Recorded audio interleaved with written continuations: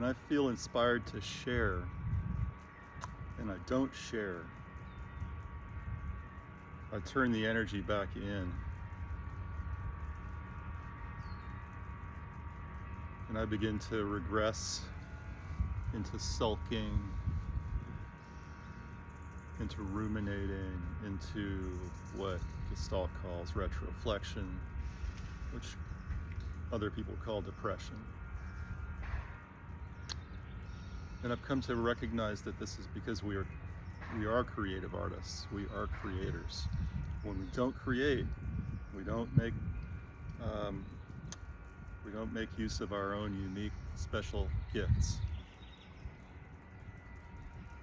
We drop into lower frequencies, into lower vibrations, into anger, into fear, into unmoved grief. And then this can turn into war. This can turn into wanting to obliterate an entire society. Branch just fell just then. If they don't open up the Strait of Hormuz.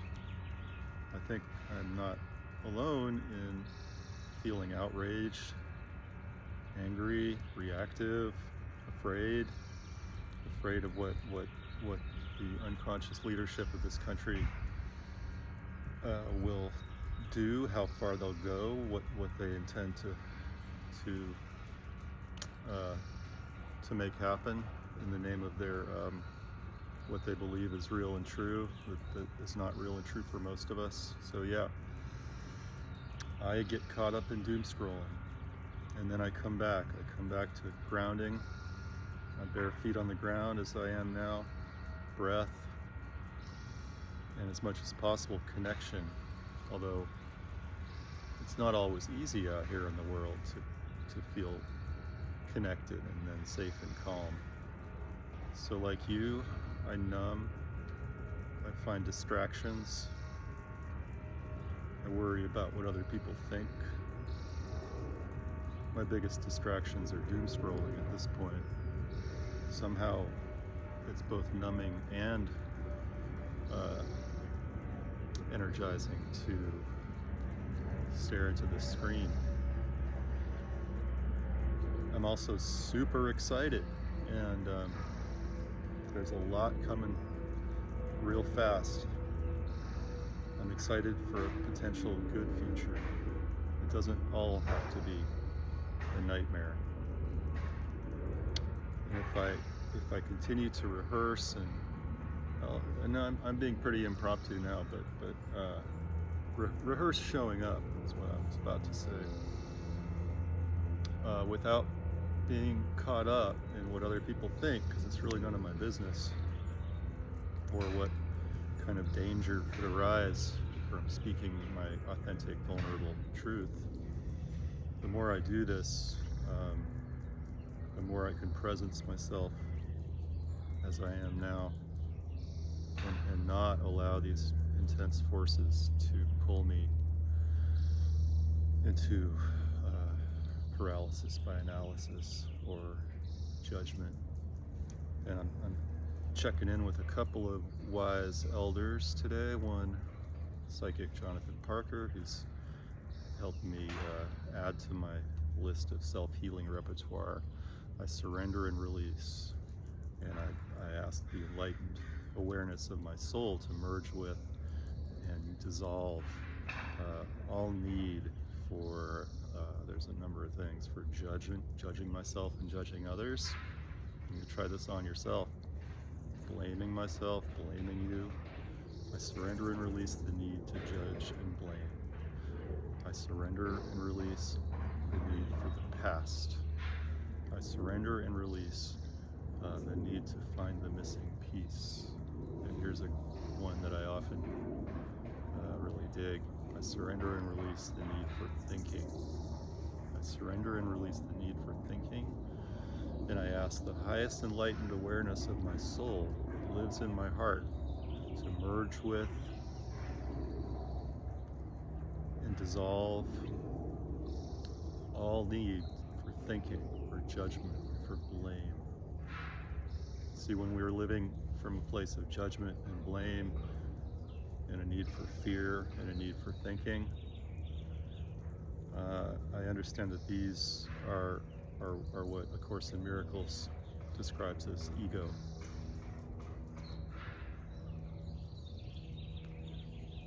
And ego can come on like a contagion through our social media tools. Oh, you didn't hit like, you don't like me, I'm canceled, I'm abandoned, I'm betrayed. Ego becomes like a contagion, and it's very catching. I had to go through a whole lot of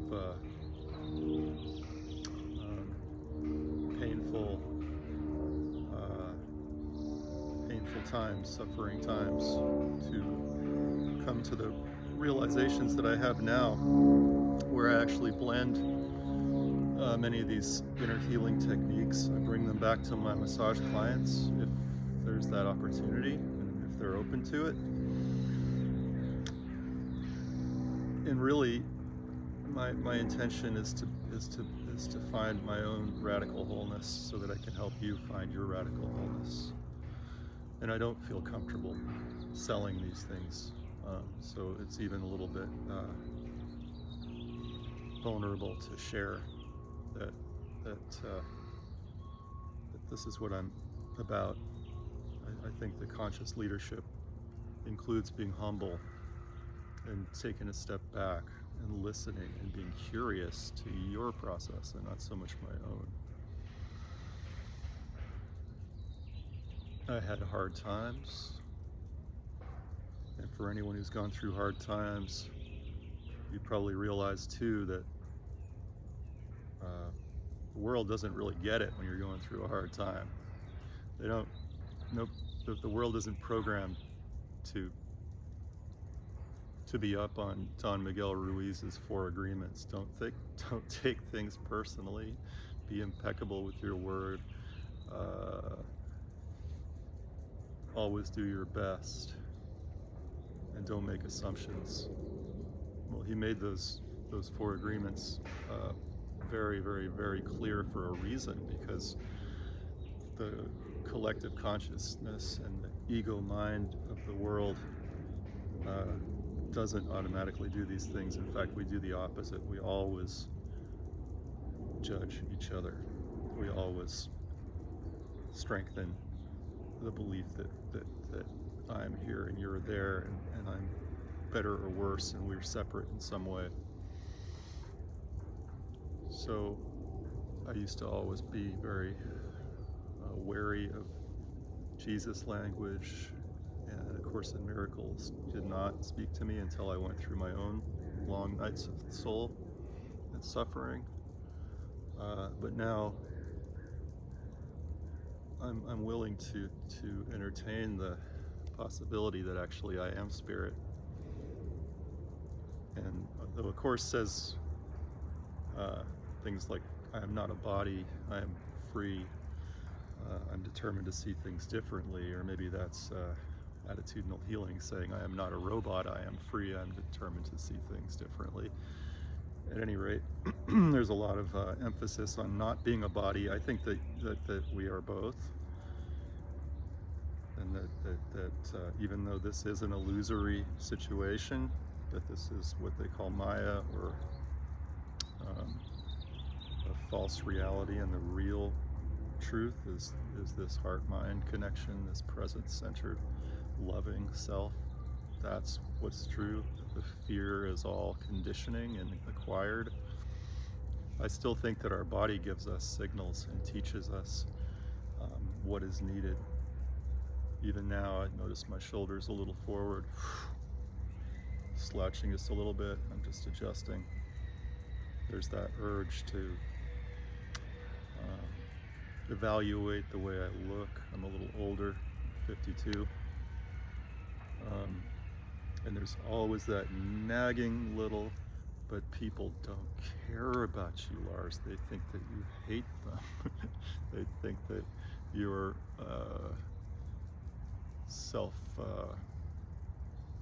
too self-absorbed.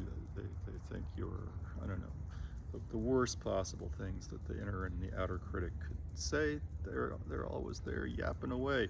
But if I don't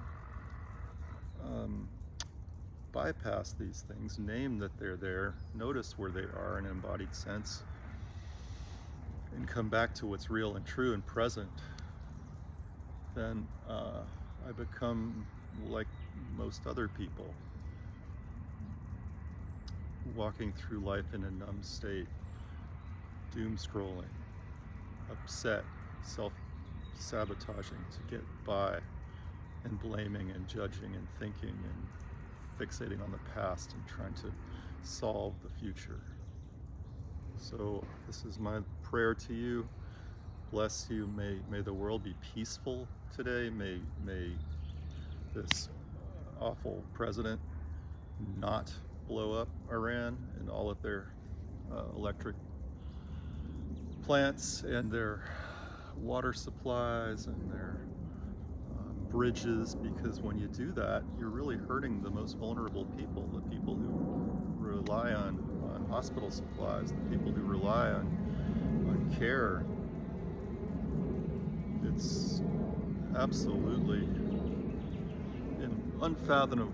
It's fathomable. Okay, so I was going to say it's unfathomable that someone could be so cruel and blind, but the truth is we've all got Trump in our nervous system.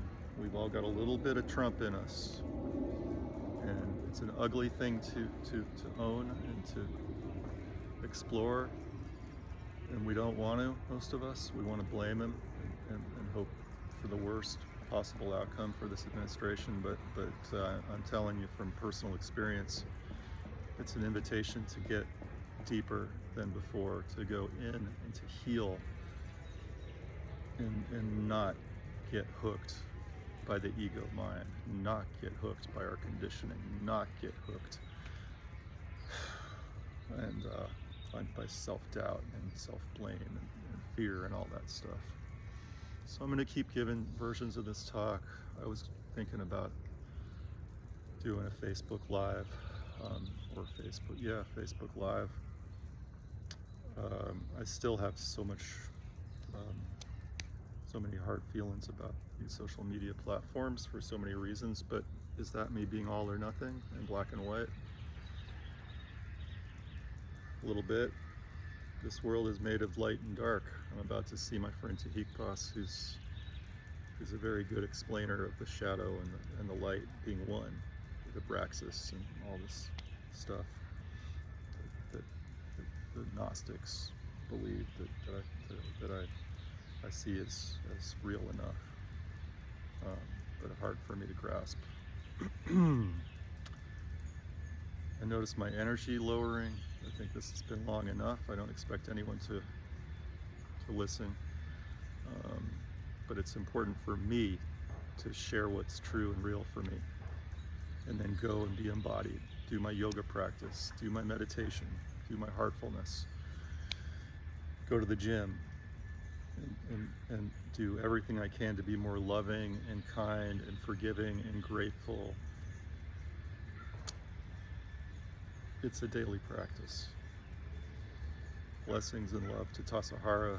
So grateful that they are all well and they didn't get harmed when the Zendo burned, which was a shock to many of us. Yeah, blessings in love and gratitude to my own family who's suffering. And may we all find the courage and strength to be our own conscious leaders, so that we get to the next level here and help our brothers and sisters and friends and family